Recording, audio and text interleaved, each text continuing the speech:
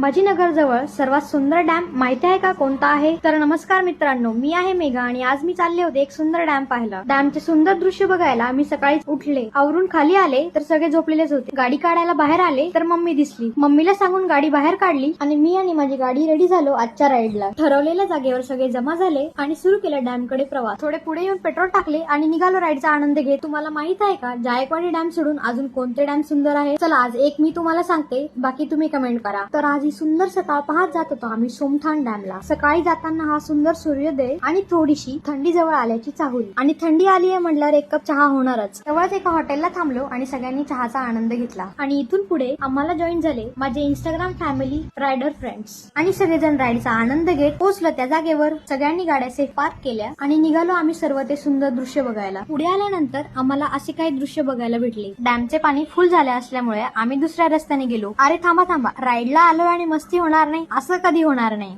सर्वांनी हा छोटा पूल सहज पार केला, पण मी आणि नोबिता पडायच्या भीतीने फार घाबरलो. पण म्हणतात ना, डर के आगे जीते. आमचं तसं काहीच नव्हतं. आमच्या डर के आगे एक सुंदर व्ह्यू होता. मग काय केलं आम्ही पार. आणि मग फायनली भेटली ती सुंदर शांत जागा. आता तुमच्या फ्रेंड सोबत तुम्ही कधी करताय प्लॅन? आणि फ्रेंड प्लॅन कॅन्सल करणारे असतील तर मला फॉलो करा आणि मला जॉईन करा. तर भेटूया नवीन जागेवर नवीन ब्लॉग मध्ये. तोपर्यंत फिरत राहा, एन्जॉय करा आणि सेफ राहा.